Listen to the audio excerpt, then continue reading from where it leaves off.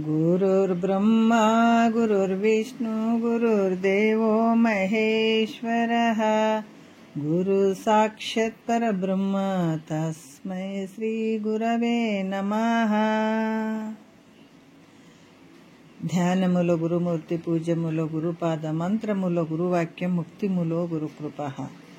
ಶ್ರೋತ್ರಿಯ ಬ್ರಹ್ಮನಿಷ್ಠ ಸದ್ಗುರು ಬಸವಾನಂದರ ಪಾದಕಮಲಗಳಿಗೂ ಅವರ ಪ್ರತಿರೂಪದಂತಹ ನಿಜಗುಣಪ್ಪನವರ ಪಾದಕಮಲಗಳಿಗೂ ನನ್ನ ದೀರ್ಘದಂಡ ಪ್ರಣಾಮಗಳನ್ನು ಸಲ್ಲಿಸುತ್ತಾ, ಸದ್ಗುರು ಮಾರ್ತಂಡ ಸಾಬೈ ಸದ್ಗುರುಗಳ ಪಾದಕಮಲಗಳಿಗೂ ಹಾಗೂ ರಾಯಪ್ಪ ಸದ್ಗುರುಗಳ ಪಾದಕಮಲಗಳಿಗೂ ನನ್ನ ದೀರ್ಘದಂಡ ಪ್ರಣಾಮಗಳನ್ನು ಸಲ್ಲಿಸುತ್ತಾ, ಗುರು ಸ್ವರೂಪರಾದಂಥ ನನ್ನ ಪ್ರತಿದೇವರಿಗೂ ಕೂಡ ನನ್ನ ದೀರ್ಘದಂಡ ಪ್ರಣಾಮಗಳನ್ನು ಸಲ್ಲಿಸುತ್ತಾ, ಮನದಲ್ಲಿ ಸ್ಮರಿಸಿಕೊಳ್ಳುತ್ತಾ, ತಮ್ಮೆಲ್ಲರಿಗೂ ವಂದಿಸುತ್ತಾ, ಇವತ್ತಿನ ಪರಮಾರ್ಥ ಗೀತೆಯಲ್ಲಿ 7ನೇ ಗತಿ ನಡೆದದ. 7ನೇ ಗತಿ ಒಳಗ ವೈರಾಗ್ಯಶಾಲಿ ಇದ್ದ ಹೆಂಗಿರ್ತಾನ ಅನ್ನುವಂಥದ್ದು ಸಪ್ತಭೂಮಿಕೆ ವಿಚಾರಗಳನ್ನು ಅವರು ಹೇಳ್ತಾ ಇದ್ದಾರೆ. ಮೊದಲನೆಯ ಸುಖೇಚ್ಛದ ವಿಚಾರವನ್ನು ಅವರು ಹೇಳ್ತಾ ಇದ್ದಾರೆ. ಇಲ್ಲಿ ಸೂತ್ರದಲ್ಲಿ ಹೇಳ್ತಾರ, ಇಂತು ಈ ನಿಜ ಸಾಧ್ಯವನು ಒಲವಿಂ ತಿಳಿಪಿದೆನು ಈಗಳೆಸೆವ ಸಾಧಕರುಗಳು ಇರವಂ ತತ್ಸಾಧನ ತತಿಯಂ ಸಂತರೊಡಂಬಟ್ಟು ಕೇಳುವ ತೆರೆದಿಂದ ಉಸುರುವೆಂ ಅಂತ ಈ ಸೂತ್ರದಲ್ಲಿ ಹೇಳಿದ್ರು. ಈಗ ಹಿಂದಿನ ಒಂದು 8ನೆಯ ಒಂದು ಸೂತ್ರದಲ್ಲಿ ಕೂಡ ಬಹಳ ವಿಶೇಷವಾಗಿ ಹೇಳುತ್ತಾರ, ನಾನಾ ರೀತಿಯಿಂದ ಈ ವೈರಾಗ್ಯವನ್ನ ಮಾಡ್ಕೊಳ್ಬೇಕನ್ನುವಂಥದ್ದು ಬಹಳ ಮುಖ್ಯ ಇರುವಂಥದ್ದಂತ ಹಿಂದಿನ ವಿಚಾರದಲ್ಲೂ ತಿಳಿಸಿ, ಇದು ವೈರಾಗ್ಯದ ಒಂದು ವಿಚಾರ. ಯಾವ ಉಪಾಯದಿಂದ ವಿಷಯಗಳಿಗೆ ಹೋದ ಮನಸ್ಸನ್ನ ಅದನ್ನ ಹಿಂದಿರುಗಿಸ್ಬೇಕು. ಮನಸ್ಸೀಗ ವಿಷಯಾದಿಗಳ ಕಡೆ ಹೋಗ್ಯದ, ಅದನ್ನ ನಾವು ಮತ್ತೆ ಅದನ್ನ ರಿಟರ್ನ್ ವಾಪಸ್ ತಗೊಳ್ಬೇಕು ಅನ್ನುವಂಥದ್ದು ಪ್ರಶ್ನೆ ಮಾಡ್ತಾರೆ. ಹೆಂಗೆ ತಗೊಳ್ಬೇಕು, ಯಾವ ಉಪಾಯದಿಂದ ಈ ಮನಸ್ಸನ್ನ ನಾವು ಹಿಂದಕ್ಕೆ ತಗೊಳ್ಬೇಕು ಅನ್ನುವಂಥದ್ದನ್ನ ಪ್ರಶ್ನೆ ಮಾಡಿದಾಗ ಇದ್ರ ಉಪಾಯವನ್ನ ಹೇಳುತ್ತಾರ ಅವರು.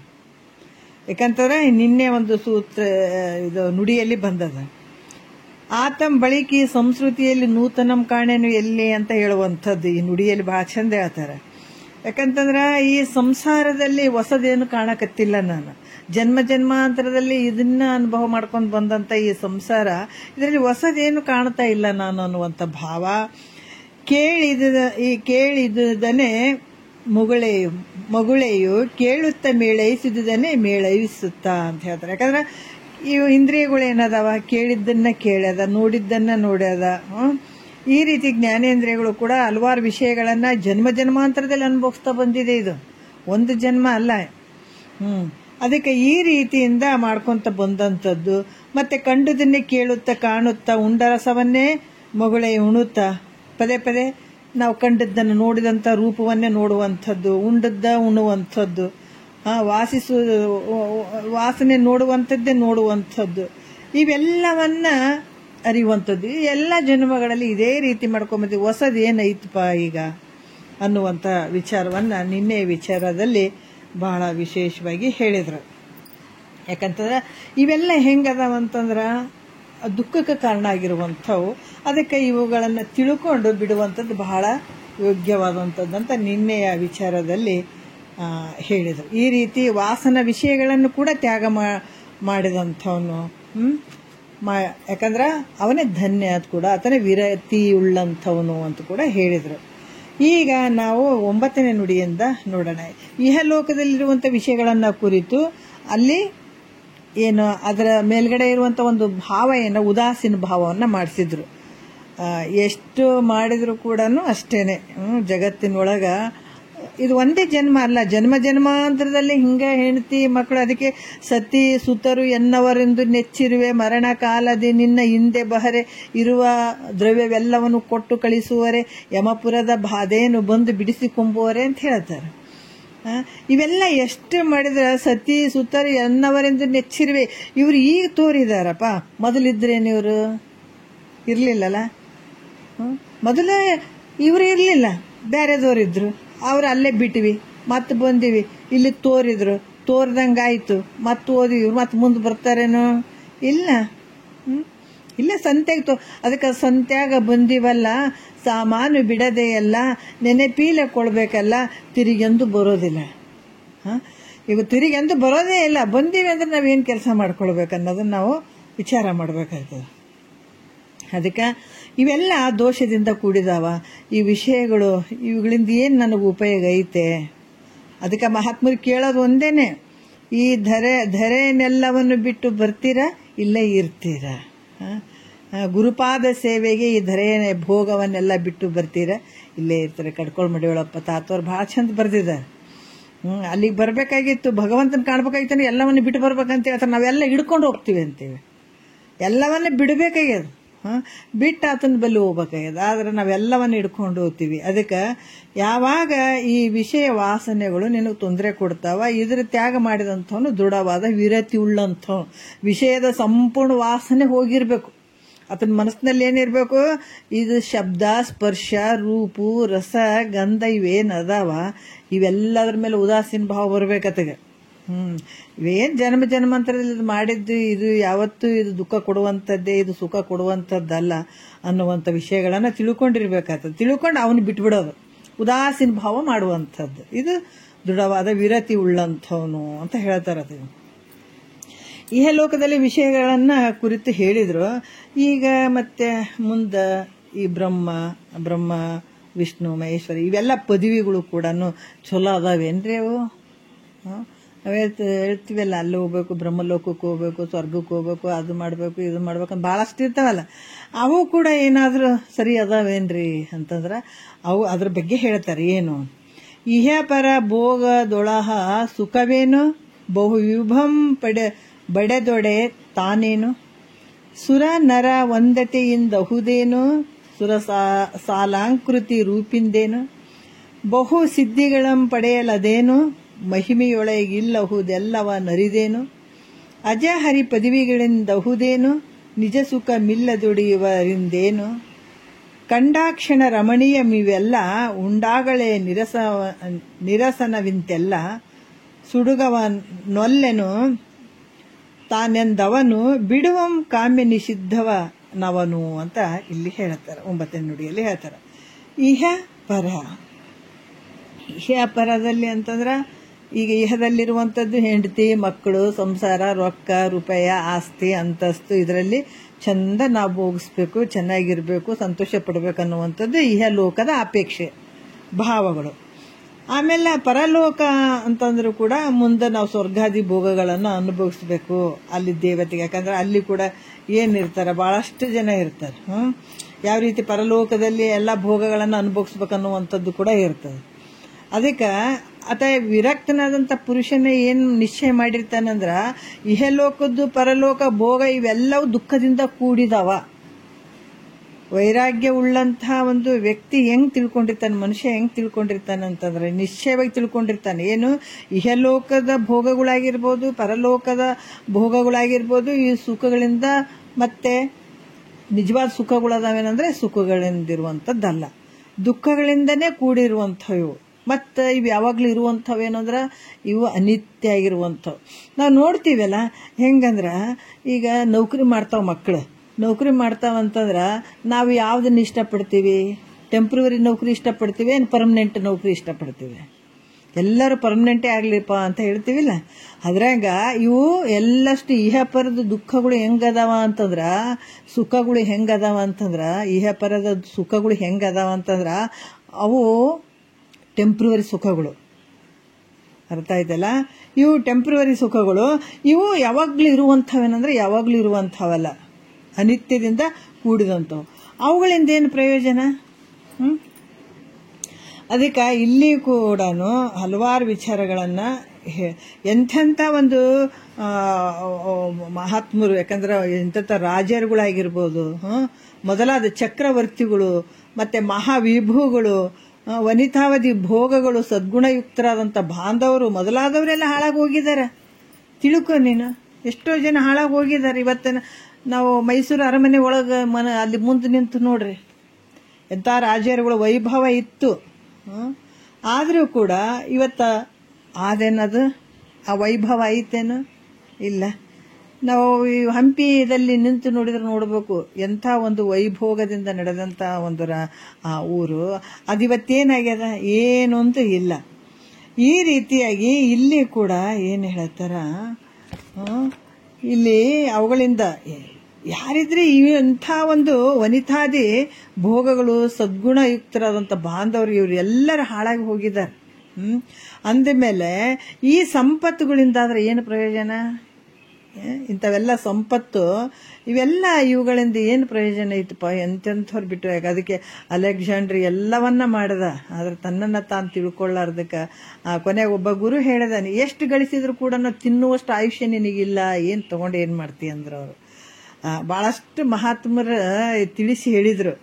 ಆದ್ರೆ ಎಷ್ಟೋ ಒಂದು ಸಂಪತ್ತು ಮಾಡಿದ್ರು ಕೂಡ ಅದರಿಂದ ಏನು ಪ್ರಯೋಜನ ಐತೆ? ಇಲ್ರಿ, ಮತ್ತೆ ಅದರಿಂದನೇ ಏನು ಪ್ರಯೋಜನ ಇಲ್ಲ ಅಂತೀರಿ.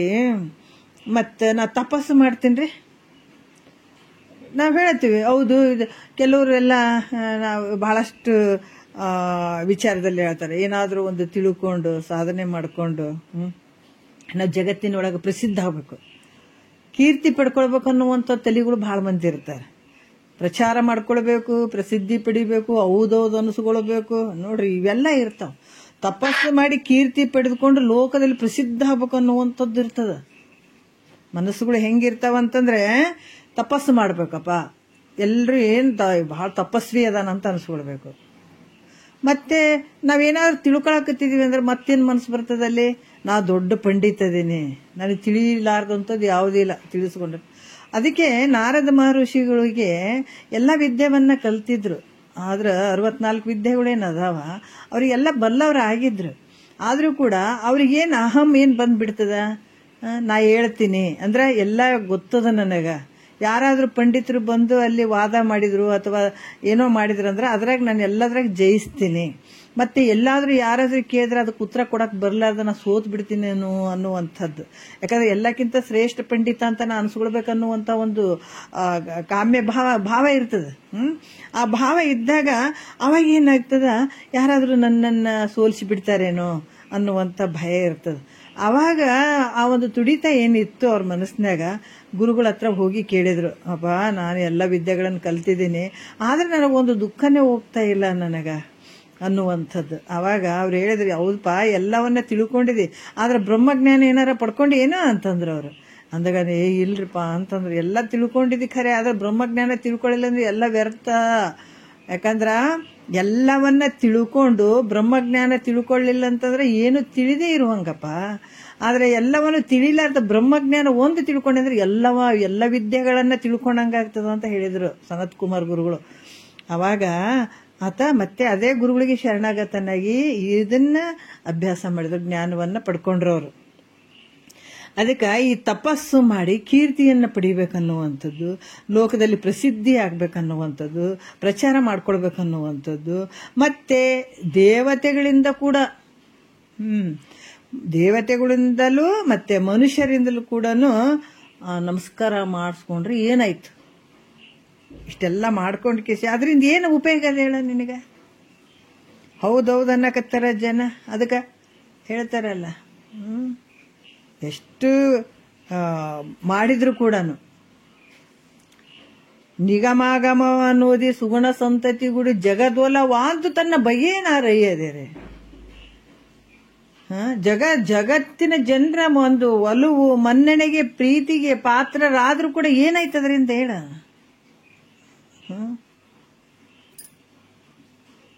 ಇಲ್ಲಿ ಹೇಳ್ತಾರೆ ಏನ್ ಮಾಡ್ತಾರೆ, ಅದಕ್ಕೆ ಕಟ್ಟಿದ ಬುತ್ತಿ ಅಂತೆ ಇವೆಲ್ಲ.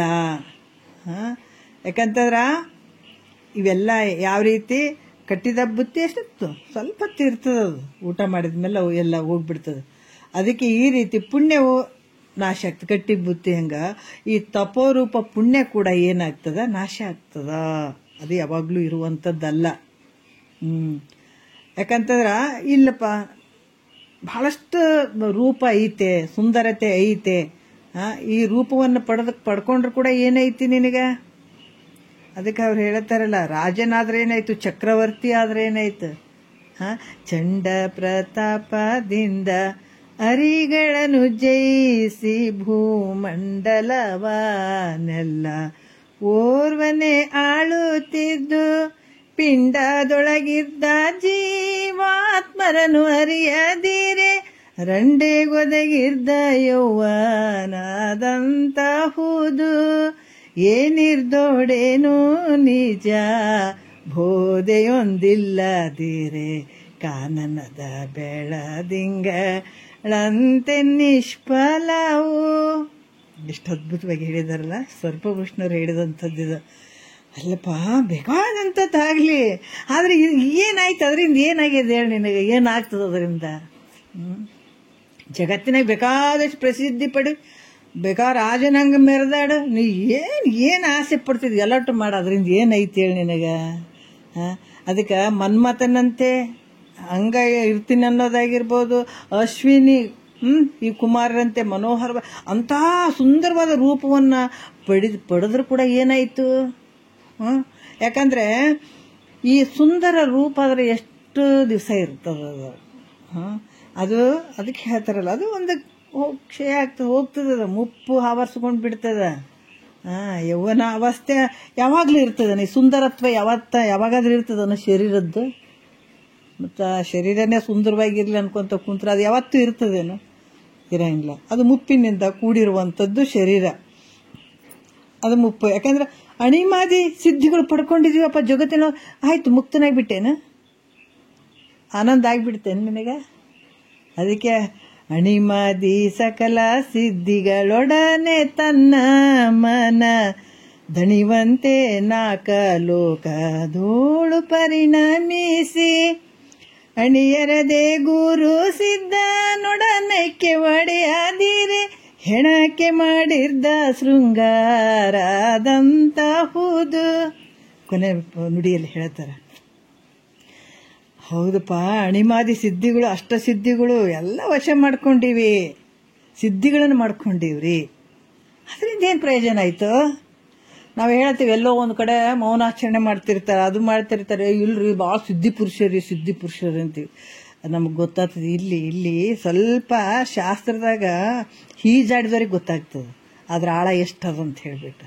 ಅಲ್ಲ, ಏನು ಹೇಳ್ತಾರ, ನೀನು ಅಷ್ಟ ಸಿದ್ಧಿಗಳನ್ನು ಪಡಿ, 8 ಸಿದ್ಧಿಗಳು: ಅಣಿಮ, ಮಹಿಮ, ಲಗಿಮ, ಗರಿಮ, ಈಶಿತ್ವ, ಪ್ರಾಪ್ತಿ, ವಶಿತ್ವ, ಇವೆಲ್ಲ ಬರ್ತಾವ. ಮಹಿಮ, ಲಗಿಮ, ಪ್ರಕಾಮ್ಯ, ಈಶತ್ವ, ವಶಿತ್ವ ಇವೆಲ್ಲ ಬರ್ತಾವ. ಅಷ್ಟ ಸಿದ್ಧಿಗಳು ಅಂತ ಬರ್ತಾವ. ಈ ಅಷ್ಟ ಸಿದ್ಧಿಗಳನ್ನು ನೀವು ಪಡ್ಕೊಂಡ್ರು ಕೂಡ ಏನು ಪ್ರಯೋಜನ ಐತೆ ಹೇಳ? ಅದು ಪಡ್ಕೊಂಡೆ ನಾ ಸಿದ್ಧಿ ಪುರುಷನ ಮುಕ್ತನಾಗಿಬಿಟ್ಟೆ ನೀನು. ಯಾಕಂದ್ರೆ ಅಣಿಮಾದಿಗಳು ಅವು ಹೆಂಗದಾವ? ಓ, ಮಾಯದಿಂದ ಕೂಡಿದಂಥವದಾವು. ಮತ್ತು ಈ ಭೂಲೋಕದೊಳಗಿರುವಂಥ ಏನದಾವ ನೋಡ್ರಿ, ಅವೆಲ್ಲ ಮಾಯಿಕದಾವ, ತೋರ್ತಾವ, ಅಡಗ್ತಾವ. ಏನು ಭಾರಿ ದೊಡ್ಡದು ಮಾಡ್ಕೊಂಡಿನಂತ ಏನು ಇದು ಮಾಡಕ್ಕೆ ಹೋಗಬೇಡ. ನಿನಗೆ ಅಲ್ಲಿ ಅದು ಕೂಡ ಏನು ಮುಕ್ತಿ ಆಗಿಬಿಡ್ತಾನೆ ನಿನಗ? ಇಲ್ಲ. ಅದಕ್ಕೆ ಭೂಲೋಕದೊಳಗಿರುವಂಥ ಈ ಭೂತಕಾಲ, ವರ್ತಮಾನ, ಭವಿಷ್ಯ ಇವುಗಳನ್ನ ತಿಳಿದು, ಇಲ್ರಿ ನಾವು ಹಿಂದಲ್ದು ಹೇಳತ್ತೀನಿ ರೀ, ಭಾಳ ವರ್ಷದಿಂದ ಹೇಳಕತ್ತೀನಿ ನೋಡಿ, ಎಷ್ಟು ಹೆಂಗೆ ಬಿಚ್ಚುತ್ತಾರೆ ಎಳಿಯಾಗಿ.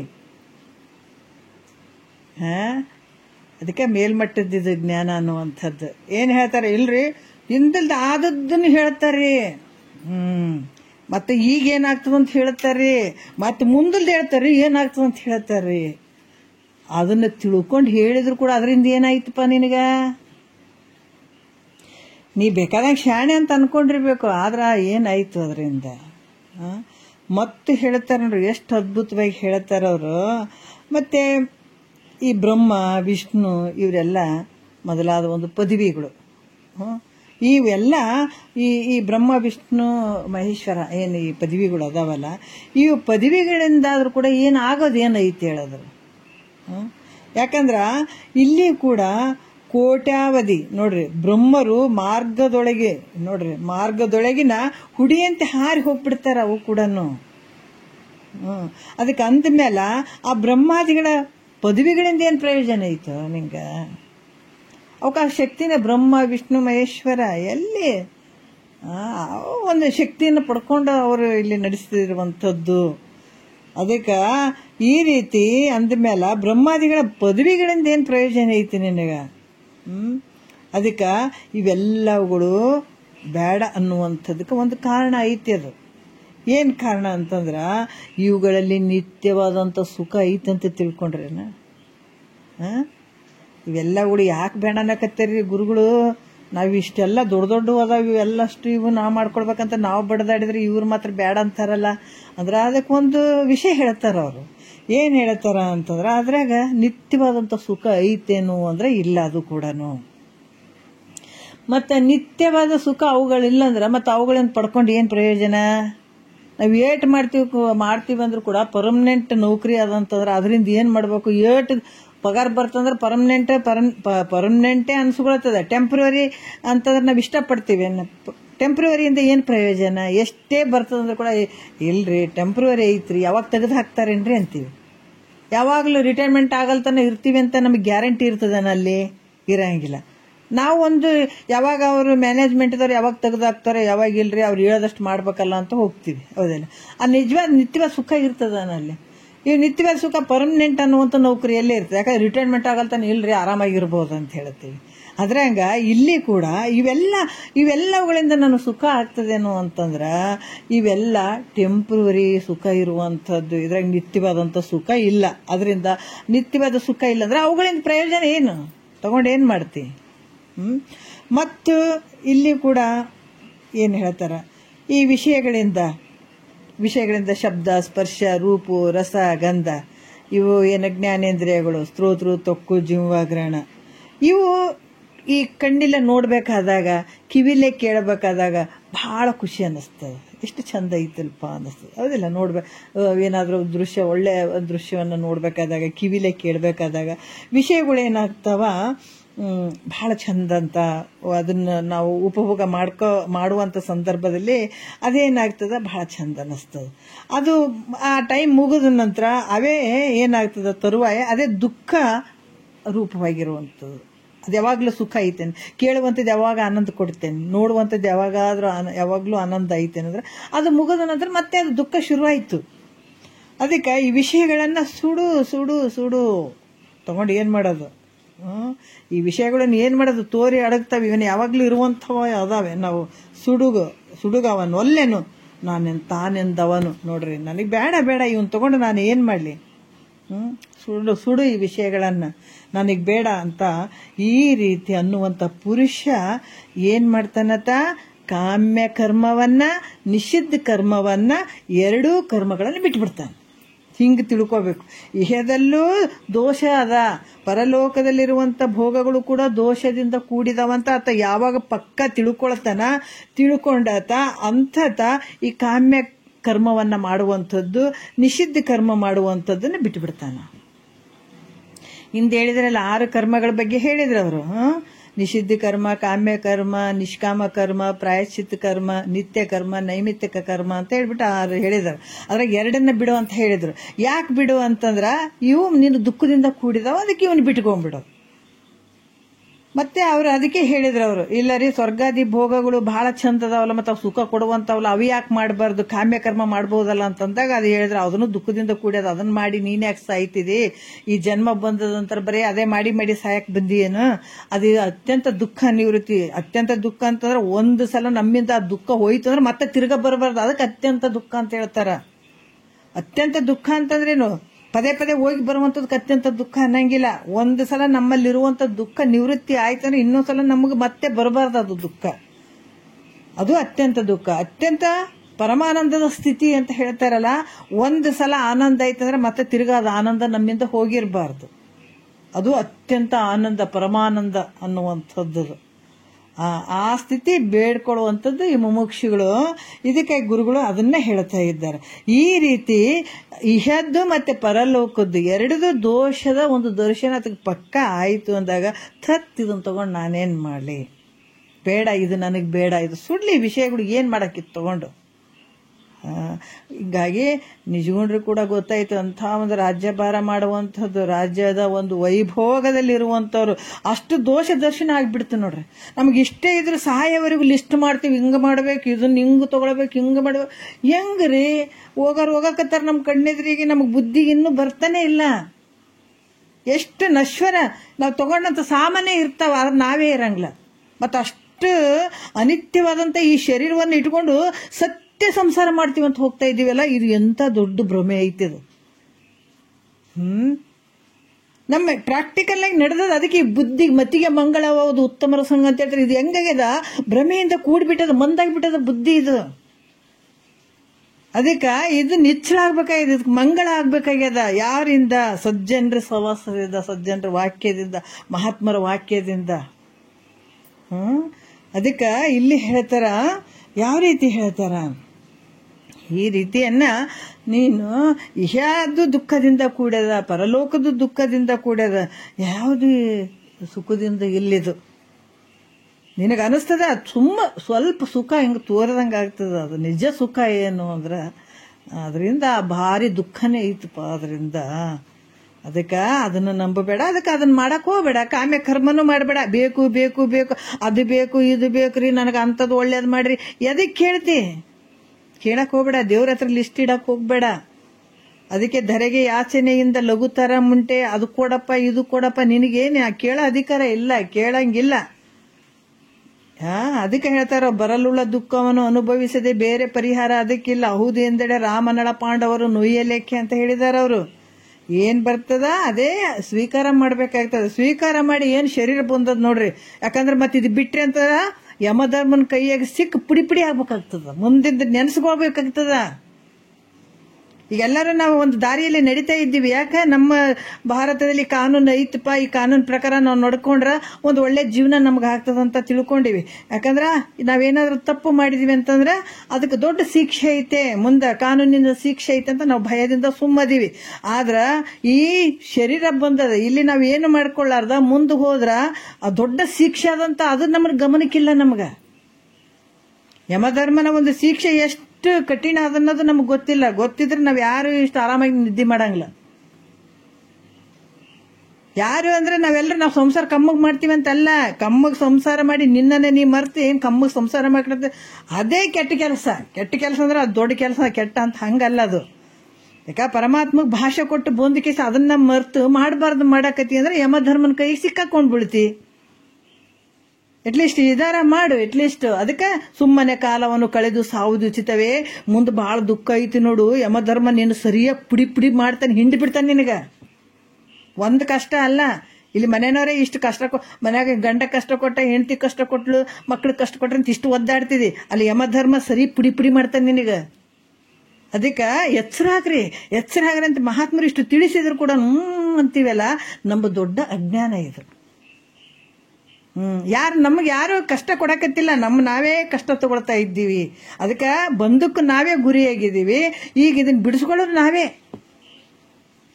ಇನ್ನೆಲ್ಲ ಹಿಡ್ಕೊಂಡು ಕುಂತು ನಾವ್ ಎದಕ್ಕೆ ಗುರಿಯಾಗಿದ್ದೀವಿ, ಬಂದಕ್ಕೆ ಗುರಿಯಾಗಿದ್ದೀವಿ ನಾವೇ. ಇದೆಲ್ಲ ಮೋಹ ಮಾಡಿ ಅದು ನಂದು, ಇದು ನಂದು, ಇದು ಆಯ್ತು ಅದು ಆಯ್ತು ಅಂತೇಳಿ ಬರೀ ಇದ್ರಾಗೆ ತಿಪ್ಪಿ. ಅದಕ್ಕೆ ಹೇಳ್ತಾರಲ್ಲ, ಕೋಳಿ ಏನ ಹೇಳ್ತಾರ, ತಿಪ್ಪಿ ಕೋಳಿ ಕಾಳಿಗಾಗಿ ಕೆದರಿತಲ್ಲ, ತಪ್ಪಿ ಮುತ್ತು ಸಿಕ್ಕರ ಅದಕ್ಕೆ ಗೊತ್ತೇ ಇಲ್ಲ ಅಂತ ಹೇಳ್ತಾರೆ. ಕೋಳಿ ತಿಪ್ಪಿಯನ್ನು ಕೆದರ್ತಾ ಹೋಗ್ತದ, ಆದ್ರ ತಪ್ಪಿ ಮುತ್ತು ಸಿಕ್ಕರ ಅದಕ್ಕೆ ಗೊತ್ತಾಯ್ತೇನೋ ಅಂದ್ರೆ ಗೊತ್ತಾಗಂಗಿಲ್ಲ. ಅದ್ರ ಬೆಲೆನೇ ಗೊತ್ತಿಲ್ಲಲ್ಲ ಅದಕ್ಕೆ.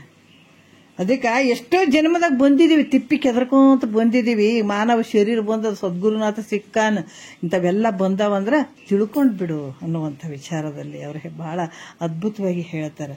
ಹಿಂಗಾಗಿ ಕಾಮ್ಯ ಮತ್ತೆ ನಿಷ್ಕಾಮ ನಿಷಿದ್ಧ ಕರ್ಮಗಳನ್ನ ನೀ ಬಿಟ್ಟು ಬಿಡು ಅಂತ ಬಿಡ್ತಾನೆ. ಈತ ಬಿಡ್ತಾನೆ, ಗೊತ್ತಾಗಿರ್ತದಲ್ಲ ಈತಗ.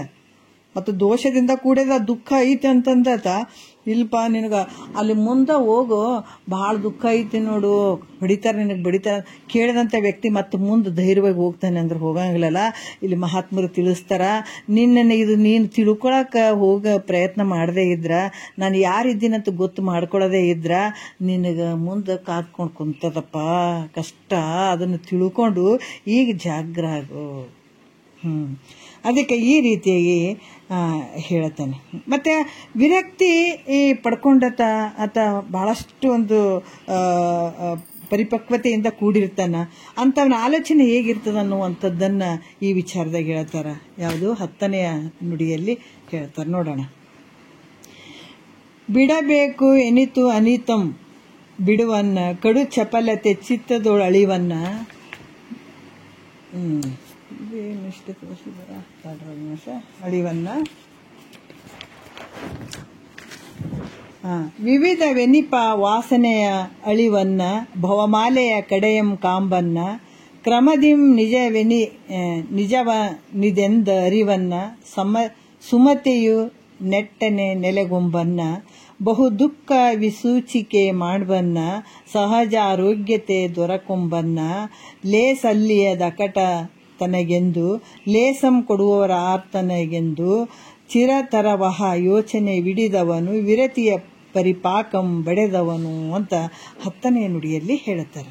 ಅದು ಹೆಂಗಿರ್ತಾನ ವೈರಾಗ್ಯ ಶಾಲಿಯಾದಂಥವನ ಒಂದು ಆಲೋಚನೆ ಹೆಂಗಿರ್ತದಂತಂದ್ರ ಇಲ್ಲಿ ಹೇಳ್ತಾರ, ಏನು ಹೇಳ್ತಾರ, ಏನಿತ್ತು ಬಿಡಬೇಕು ಅನ್ನುವಂಥದ್ದು ಏನಿತ್ತಂದ್ರೆ ಎಷ್ಟು ಬಿಡಬೇಕು ಎಷ್ಟು ತ್ಯಾಗ ಮಾಡಬೇಕು ಅಷ್ಟನ್ನು ತ್ಯಜಿಸುವವರೆಗೂ ಅಂತ ಹೇಳ್ತಾರೆ.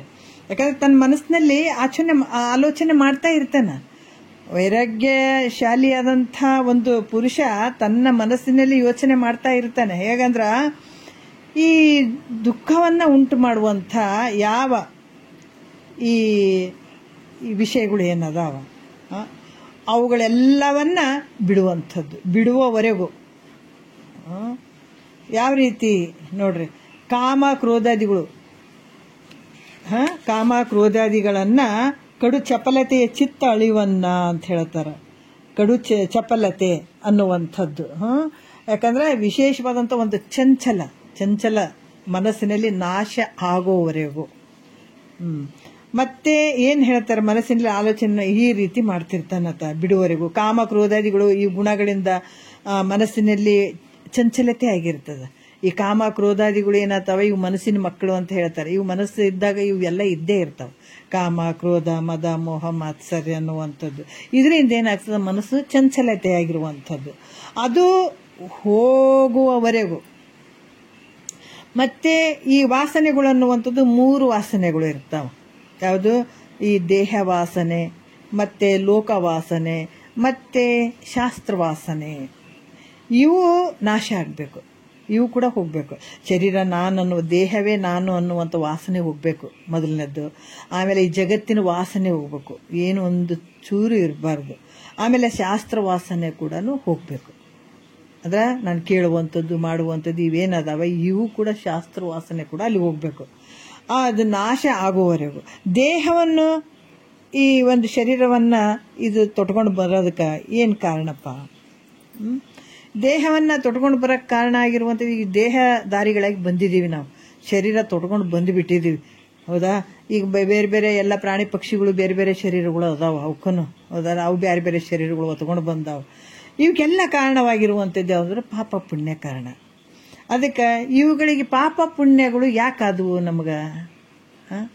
ಪಾಪ ಪುಣ್ಯಗಳಿಗೆ ಕಾರಣ ಯಾವುದು? ಶರೀರಕ್ಕೆ ಕಾರಣ ಆಗಿರುವಂಥದ್ದು ಪಾಪ ಪುಣ್ಯ. ಪಾಪ ಪುಣ್ಯ ಎರಡಿದ್ದದಕ್ಕಾಗಿ ಅದನ್ನು ಅನುಭವಿಸ್ಲಿಕ್ಕೆ ಈ ಶರೀರ ಬಂದದ ಈಗ. ಮತ್ತು ಈ ಪಾಪ ಪುಣ್ಯಗಳಿಗೆ ಮುಖ್ಯವಾಗಿ ಕಾರಣವಾಗಿರುವಂಥದ್ದು ಯಾವುದು? ರಾಗ ದ್ವೇಷಗಳು. ರಾಗ ಮಾಡಿದಾಗ ಅಲ್ಲಿ ಪುಣ್ಯ, ದ್ವೇಷ ಮಾಡಿದಾಗ ಪಾಪ. ಈ ರೀತಿ ಇದಕ್ಕೆ ಪಾಪ ಪುಣ್ಯ ಕಾರಣವಾಗಿರುವಂಥದ್ದು ರಾಗ ದ್ವೇಷ ಕಾರಣ ಆಗ್ತದೆ.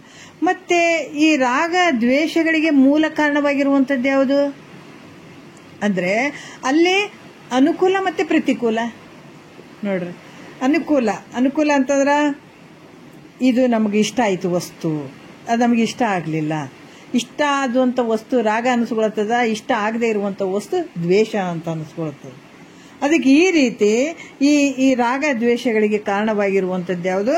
ಅಲ್ಲಿ ಅನುಕೂಲ ಮತ್ತೆ ಪ್ರತಿಕೂಲ, ಇಷ್ಟ ಅನಿಷ್ಟಗಳು ವೃತ್ತಿ. ಯಾಕಂದ್ರೆ ಈ ಒಂದು ಜ್ಞಾನಗಳಿಗೆ ಇಷ್ಟ ಅನಿಷ್ಟ ವೃತ್ತಿಗಳೇ ಕಾರಣ. ನನಗೆ ಇಷ್ಟ ಆದಂಥದ್ದು ಇದು ಇಷ್ಟ ಇಲ್ಲ ಅನ್ನುವಂಥದ್ದು, ಇಷ್ಟ ಆಗಿರುವಂಥದ್ದು ರಾಗ, ಇಷ್ಟ ಇಲ್ಲ ಅನ್ನುವಂಥದ್ದು ದ್ವೇಷ. ಮತ್ತೆ ಇವು ಇಷ್ಟ ಅನಿಷ್ಟಗಳಿಗೆ, ಇದು ಇಷ್ಟ ಐತಪ್ಪ ಇದು ಇಷ್ಟ ಇಲ್ಲ ಅನ್ನುವಂಥ ವೃತ್ತಿಗಳಿಗೆ ಏನು ಕಾರಣ? ಇದಕ್ಕೇನು ಕಾರಣ ಅಂತಂದ್ರೆ ಅಲ್ಲಿ ಭೇದ ಬುದ್ಧಿಯೇ ಕಾರಣ. ಅದಕ್ಕೆ ಇದು ಒಳ್ಳೆಯದು ಇದು ಕೆಟ್ಟದ್ದು, ಇದು ಯಾಕಂದ್ರೆ ಇದು ಬೇಕು ಇದು ಬೇಡ ಅನ್ನುವಂಥ ಭಾವ ಯಾವಾಗ ಬರ್ತಂದ್ರೆ ಭೇದ ಬುದ್ಧಿ ಇದ್ದದಕ್ಕೆ ಇದು ಕಾರಣ ಆಗ್ತದೆ. ಅದಕ್ಕೆ ಭೇದ ಬುದ್ಧಿ ಕಾರಣ ಏನು?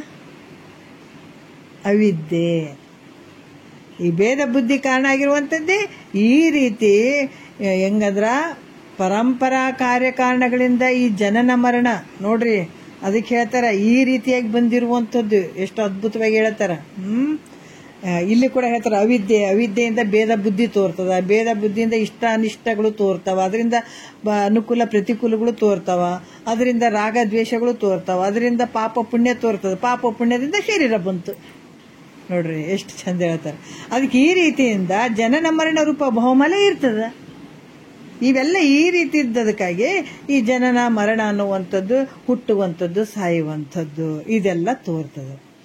ಅದಕ್ಕೆ ಈ ಭವಮಾಲೆ ಕಡೆಯಾದಂಥ ಬ್ರಹ್ಮ, ಆ ಪರಬ್ರಹ್ಮ ಸ್ವರೂಪ, ಮತ್ತೆ ಪ್ರತ್ಯೇಗಾತ್ಮನನ್ನು ಕಾಣದವರೆಗೂ ಈ ಭವಮಾಲೆಯಿಂದ ಕಡೆಯಾದಂಥ ಏನು ಅದಕ್ಕೆ ಜನನ ಮರಣ ರಹಿತವಾಗಿರುವಂಥ ಪರಬ್ರಹ್ಮ ಸ್ವರೂಪ ಅಂದ್ರೆ ಪ್ರತ್ಯೇಗಾತ್ಮನನ್ನು ಕಾಣುವವರೆಗೂ ಈ ಭವಮಾಲೆಯ ತೊಡಕು ಬಿಡೋದಿಲ್ಲ. ಯಾವಾಗ ಈ ಭವಮಾಲೆಯ ಒಂದು ತೊಡಕು, ಇದರಿಂದ ಈ ದುಃಖದಿಂದ ನಾವು ಪಾರಾಗಬೇಕಾಗಿತ್ತಂದ್ರ ಒಂದೇ ಒಂದು ಯಾವುದಂದ್ರೆ ಪ್ರತ್ಯೇಗಾತ್ಮನನ್ನು ಕಾಣುವಂಥದ್ದು, ಪರಬ್ರಹ್ಮ ಸ್ವರೂಪದವನ್ನ ನಾವು ತಿಳ್ಕೊಳ್ಳೋವರೆಗೂ ಇವೆಲ್ಲ ತೊಡಕುಗಳು ಇದ್ದೇ ಇರ್ತಾವ.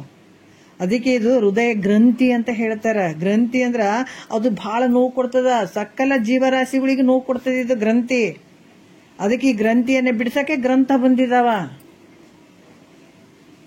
ಇದನ್ನ ಈ ರೀತಿಯಾಗಿ ಈ ಗ್ರಂಥಿ ಯಾವಾಗ ಹೋಗ್ತದಂದ್ರ ಸದ್ಗುರುಗಳಿಗೆ ಶರಣಾಗತನಾಗಿ ಈ ಜ್ಞಾನ ಪಡೆಯುವವರೆಗೂ ಇದು ಹೋಗಂಗಿಲ್ಲ. ಈ ತೊಡಕು ಭವಮಾಲೆ ಅನ್ನುವಂಥ ಒಂದು ತೊಡಕು ಹೋಗಂಗಿಲ್ಲ. ಅದಕ್ಕೆ ಇಲ್ಲಿ ಕೂಡ ಇದನ್ನ ಮಾಡ್ಬೇಕಾದ್ರೆ ನಾವೇನ್ ಮಾಡ್ಬೇಕು? ವೈರಾಗ್ಯಶಾಲಿಗಳಾಗಬೇಕು. ವೈರಾಗ್ಯ, ಶಮೆ, ದಮೆ, ಮುಮುಕ್ಷತ್ವ, ಮತ್ತೆ ಗುರು ಸನ್ನಿಧಾನದಲ್ಲಿರಬೇಕು. ಮತ್ತೆ ಗುರು ಸೇವೆಗಳನ್ನ ಮಾಡಬೇಕು. ಮತ್ತೆ ಗುರು ಸೇವೆ ಮಾಡಿ ಗುರುವಿನ ಒಂದು ಕೃಪೆ ಆಯ್ತಂದ್ರೆ ಅದು ಕೃಪೆ ಆಯ್ತಂದ್ರೆ ಹೇಳ್ತಾನತ. ಗುರು ಕೃಪೆ ಅಂದ್ರೆ ಆತ ಪ್ರೀತಿಲಿಂದ ಇದನ್ನು ತಿಳ್ಕೊಳ್ಳಪ್ಪ, ಈ ಜನ್ಮ ಉದ್ಧಾರ ಆಗ್ಲಿ, ಈ ದುಃಖದಿಂದ ಬಿಡುಗಡೆ ಆಗ್ಲಿ ಅನ್ನುವಂಥ ಭಾವ ಅದಕ್ಕೆ ಬರ್ತದ. ಯಾವಾಗ ನಿನ್ನ ಅಂತಃಕರಣವನ್ನ ನೋಡ್ತಾನತ. ಎಲ್ಲರ ಗುರುವಿನ ಮುಂದೆ ಮಾತ್ರ ಸೇವೆ ಮಾಡ್ದಂಗೆ ಹಿಂದೆ ಮಾತಾಡ್ಕೊಳ್ಳೋದು ಮಾಡಿದ್ರೆ ಅದಕ್ಕೆಲ್ಲ ಗೊತ್ತಾಗ್ತದ ಗುರುವಿಗೆ. ಸಕಲವನ್ನು ಬಲ್ಲಂತ ಗುರುವಿಗೆ ಗೊತ್ತಾಗಂಗಿಲ್ಲ ನೀನ್ ಹೆಂಗಿದೆ ಅಂತ. ನೀ ಎಲ್ಲಿ ಎಷ್ಟು ಮಾರನ್ನ ದೂರಿರ ನಿನ್ನ ಅಂತಃಕರಣ ಗೊತ್ತಾಗ್ಬಿಡ್ತದತ್ತಿಗೆ. ಹಂಗಾಗಿ ಅಲ್ಲಿ ಯಾವಾಗ ನಿನ್ನ ಒಳವರೆಗೂ ಸೇವಾದಿ ಒಂದೇ ಇರಬೇಕು, ಕೊನೆಯವರೆಗೂ ಗುರುವಿನಲ್ಲಿ ವಂಚನೆ ಬರಬಾರ್ದು, ಅಂತ ಸೇವೆ ಇರ್ಬೇಕದು. ಆಪ್ತ ಅಂಗ ಸ್ಥಾನ ಸದ್ಭಾವ ಅಂತ ಹೇಳ್ತಾರ ಅಲ್ಲಿ. ಇವೆಲ್ಲ ವಿಚಾರಗಳನ್ನ ನಾವು ಮತ್ತೆ ಇನ್ನೂ ಸ್ವಲ್ಪ ಬಹಳ ಸಮಯ ಆಗ್ತದ. ಇದನ್ನ ಈ ರೀತಿಯಾಗಿ ನೋಡೋಣ, ಸ್ವಲ್ಪ ನೋಡ. ಈ ರೀತಿ ಗುರು ಸೇವೆಯನ್ನ ಮಾಡಿ ಮಹಾವಾಕ್ಯದ ಅರ್ಥ ವಿಚಾರ ಮಾಡಿ ಅವಾಗ ಹೇಳ್ತಾನ ಮಹಾ ವಾಕ್ಯದ ವಿಚಾರವನ್ನೇ ಹೇಳ್ತಾನ. ಅಲ್ಲಿ ತನಕ ಬಾಯಿ ಬಿಡಂಗಿಲ್ಲ ನಿನಗ. ಯಾಕೆ ಇಷ್ಟು ಗುರುವಿಗೆ ನಾವು ಉಪಕಾರ ಮಾಡಕತ್ತೀವಿ ಅಂದ್ರೆ ಸೇವೆ ಮಾಡಿದಾಗ ಇಲ್ರಿ ಗುರುವಿಗೆ ನಾವು ಬಹಳ ಉಪಕಾರ ಮಾಡಕತ್ತೀವ್ರಿ, ಅವ್ರಿಗೆ ನಮ್ಮಿಂದ ಒಳ್ಳೇದಾಗಿರಂತ ನೀ ಅನ್ಕೊಳಂಗಿಲ್ಲ. ಅಲ್ಲಿ ಗುರು ಎಂತ ಗೆದ್ದು ಬಿಟ್ಟಾನ. ನಿನಗೆ ಒಳ್ಳೇದಾಗಬೇಕಾಗಿತ್ತು, ನೀನು ಈ ಜನನ ಮರಣದಿಂದ ಬಿಡುಗಡೆ ಆಗಬೇಕಾಗಿತ್ತು, ಈ ಸಂಸಾರ ದುಃಖದಿಂದ ಬಿಡುಗಡೆ ಆಗಬೇಕಾಗಿತ್ತು, ಭವಸಾಗರದಿಂದ ಪಾರಾಗಬೇಕಾಗಿತ್ತು ಅಂದ್ರೆ ಸದ್ಗುರುವಿಗೆ ಶರಣಾಗತನಾಗು. ಆದ್ರ ಆತ ಸೇವೆಯನ್ನು ಯಾಕೆ ಮಾಡ್ಬೇಕಂತಾರ ನಿನ್ನ ಅಂತಃಕರಣ ಎಷ್ಟು ಪರಿಶುದ್ಧ ಆಗ್ಯದಂತ ನೋಡ್ತಾನತ. ಅದು ಅಹಂ ಅನ್ನೋದೇನಾರ ನಿನ್ನ ಮನಸ್ಸಿನಲ್ಲಿ ಇತ್ತಂದ್ರೆ ಇದು ಜ್ಞಾನ ಅಳವಡಂಗಿಲ್ಲ ನಿನಗ. ಅದನ್ನ ಪರೀಕ್ಷೆ ಮಾಡ್ತಾನತ್ತ, ನಿನ್ನ ಬಳಿ ಎಷ್ಟು ಅಹಂ ಅದ.